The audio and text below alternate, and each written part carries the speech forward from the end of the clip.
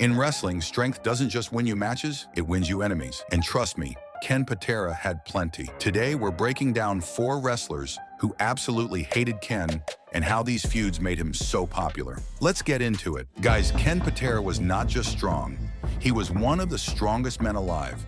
Growing up in Portland, Oregon, in a Czech-American family, sports were in his blood. He started with track and field, excelling in hurdles and the high jump. But then came the moment that changed his life. A bad ankle injury in high school forced him to give up those events. For many, that would have been the end. For Ken, it was only the start. He tried something else. At Brigham Young University, he became one of the top throwers in the country. But finishing only 6th at the 1968 Olympic trials pushed him to make a huge decision. He gave up throwing and committed himself fully to Olympic weightlifting, and it paid off. Between 1969 and 1972, Ken dominated. 4 straight national titles, a Pan American gold medal, a world silver, and records that made history. He became the first American to clean and jerk over 500 pounds. Not only that, he was the only one to clean and press the same weight. These weren't stunts. They were real feats of power that left crowds in awe. So when the 1972 Olympics arrived, everyone believed Ken would bring home a medal. But fate had other plans. A bad knee and the removal of his best lifts, the clean and press, ended his chances. His Olympic dream was gone in an instant. He couldn't be an Olympian, but he sure became the feud king of wrestling. Here are 4 massive feuds that truly defined his career and made him the ginormous figure that he is in wrestling. At first, though, he wasn't a villain at all. In 1975, when he showed up in Jim Crockett Promotions, he was actually a good guy. He was introduced as wrestling's strongest man. The Olympic background, the polite and soft-spoken personality, it all made him easy to cheer for. On TV, he came across as humble, even friendly, and fans respected him. His first big feud came against Johnny the Champ Valentine, the United States heavyweight champion. And this is where you start to see the clever side of Ken Patera. Valentine had this thing he called the 2,000 silver dollar challenge. Each week, he'd pull a name out of a fishbowl to give someone a title shot. But he never wanted to fight Patera. So one night, Patera pulled a sneaky move. During a commercial break, he switched all the names in the bowl with his own. When Valentine pulled the random name on live TV and saw it was Patera, he nearly exploded. Fans loved it. It was one of those moments where you realize this guy wasn't just strong, he was smart too. Their matches were brutal. Patera would crush Valentine with bear hugs and headlocks that looked like they could squeeze the air out of him. Even when Valentine managed to win, he often walked away battered and broken. The feud made Patera look like a serious singles competitor. But more importantly, it showed that behind the polite smile, there was a mean streak waiting to come out. By 1977, that mean streak had taken over completely. The friendly Olympic hero was gone. In his place was an arrogant villain with bleached blonde hair, bragging about his strength, cheating in matches, and showing zero respect for the fans. He even started using brutal moves like the swinging neckbreaker and the full Nelson. And in one storyline, he broke another wrestler's neck with it. That kind of cruelty got him real heat. In fact, Pro Wrestling Illustrated named him Most Hated Wrestler of the Year in 1977 and again in 1981. And then came his biggest rivalry, Bruno Sammartino. Bruno wasn't just the champion of the WWF. He was the hero, the living legend, the guy who had carried the company for years. Fans adored him. He represented hard work, toughness, and dignity. So when Ken Patera came along, it was like watching a nightmare unfold.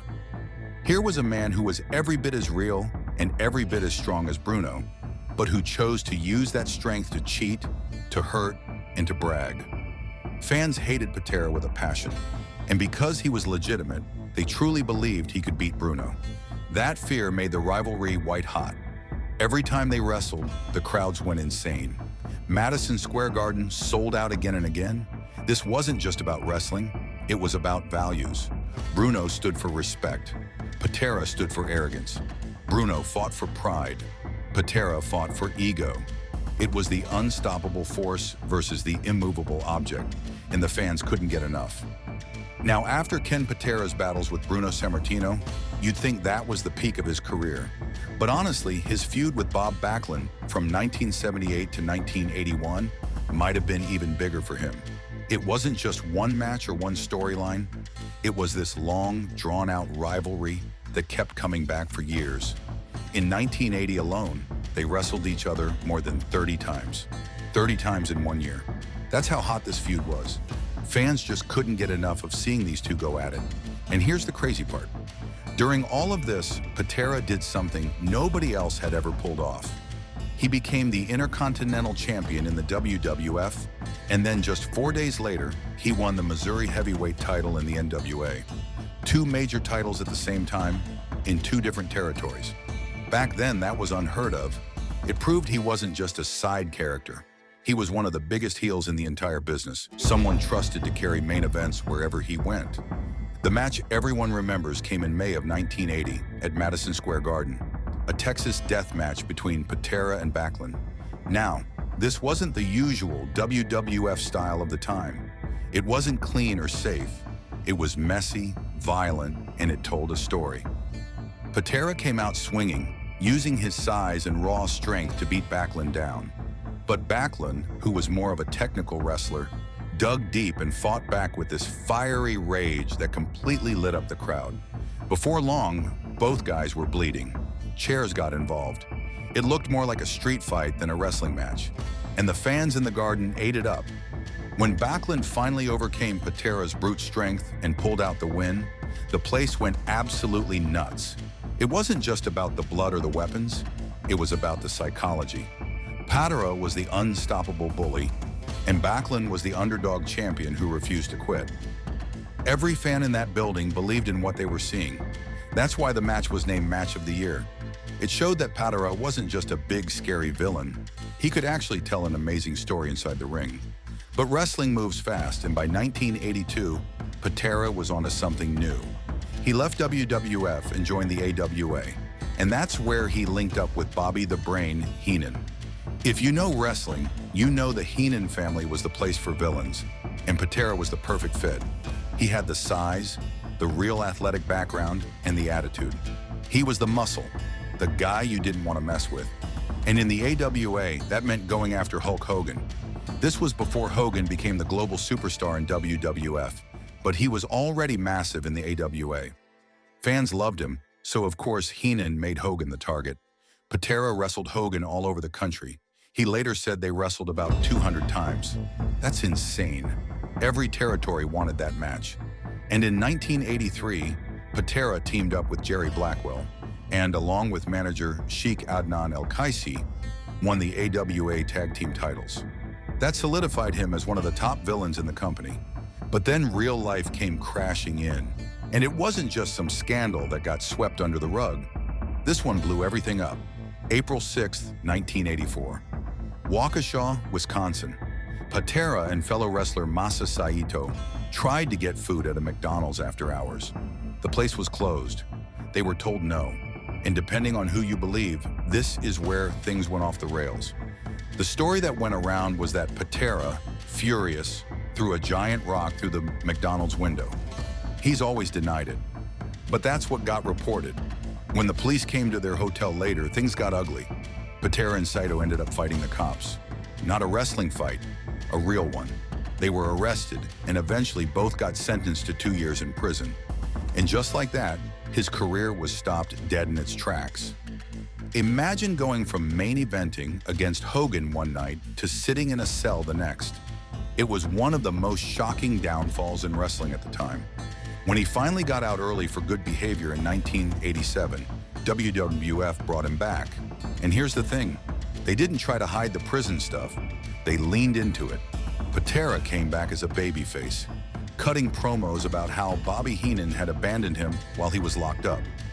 It was one of the first times WWF blurred the line between reality and storyline, and it worked because fans already knew what happened. The real-life prison sentence gave the whole thing weight. But here's the sad part. Prison had done a number on him. He'd lost a lot of his conditioning. In the ring, he got winded quickly. He just didn't have the same stamina he once did. Instead of being the unstoppable monster, he ended up stuck in tag matches so he wouldn't have to carry the whole load. The decline was obvious. You could see it in his matches. And maybe that's what made his comeback story hit harder.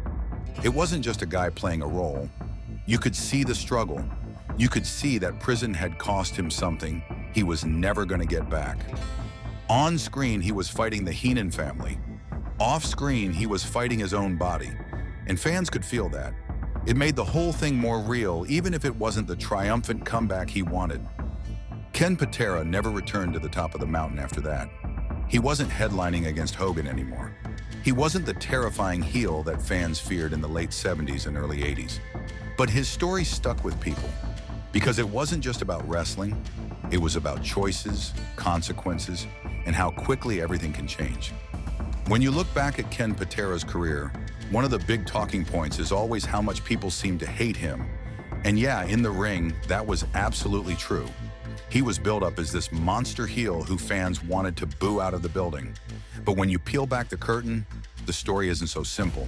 The truth is, a lot of the guys he feuded with actually liked and respected him. Take Bruno Sammartino, for example.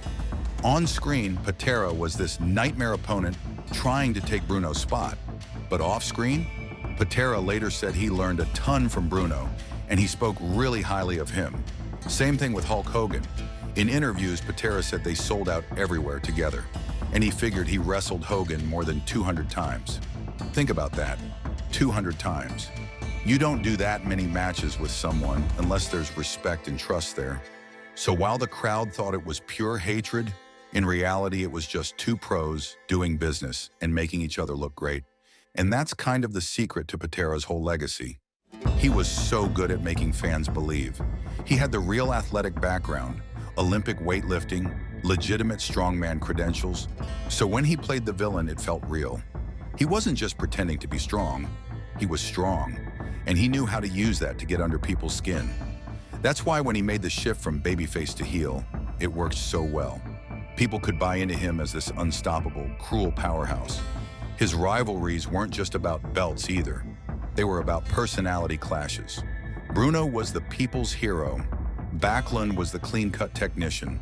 Hogan was the rising superstar.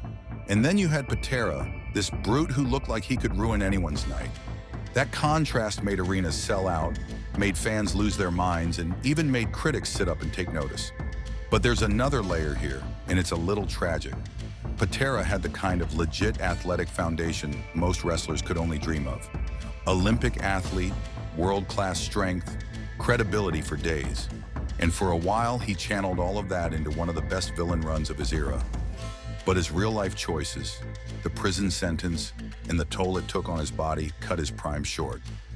When he came back as a babyface, the story was strong, but the man himself wasn't at the same level.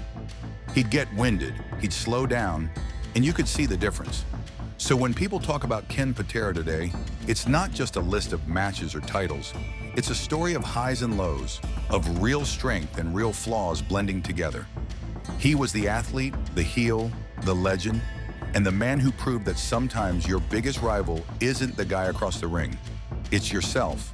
And if you're into stories like this, where wrestling history mixes with real life in the craziest ways, make sure you hit that like button, drop a comment about your favorite Patera moment, and subscribe for more deep dives. We've got plenty more wild wrestling stories coming your way.